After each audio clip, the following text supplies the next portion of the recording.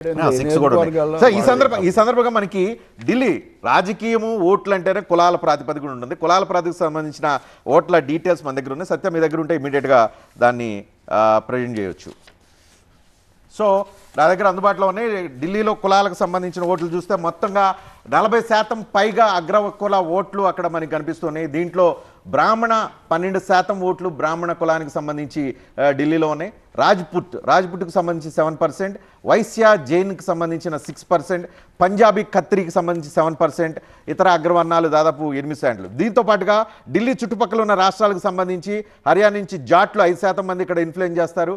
అదేవిధంగా గుజ్జర్ యాదవులు వీళ్ళు బీహార్ కావచ్చు, ఉత్తరప్రదేశ్ కావచ్చు, వీళ్ళు దాదాపు 6% ఓటర్లు ఢిల్లీలో వీళ్ళు ఉన్నారు. ఇతర ఓబీసీ ఓటర్లు కూడా దాదాపు 12% మంది ఉన్నారు. సిక్కులు మొత్తంగా ఇక్కడ 4% మంది కనిపిస్తున్నారు. ఓవరాల్గా ముస్లింలు 12% మంది కనిపిస్తున్నారు. దళితులు 17% ఓట్లు. ఈ రకమైన ట్రెండ్ కనిపిస్తుంది. దీంట్లో ముస్లింలు, దళితులు, సిక్కులు వీళ్ళందరూ ఆప్ వైపు ఉండే పరిస్థితి కనిపిస్తుంది. ఇదంతా యాంటీ బీజేపీ ఓట్ బ్యాంక్. అయితే మిగతా ఎవరైతే ఉన్నాయో వాళ్ళందరూ ప్రస్తుతం బీజేపీ వైపు ఉంటారా లేదా అనేది మనం చూడాలి. మీరు చెప్పండి.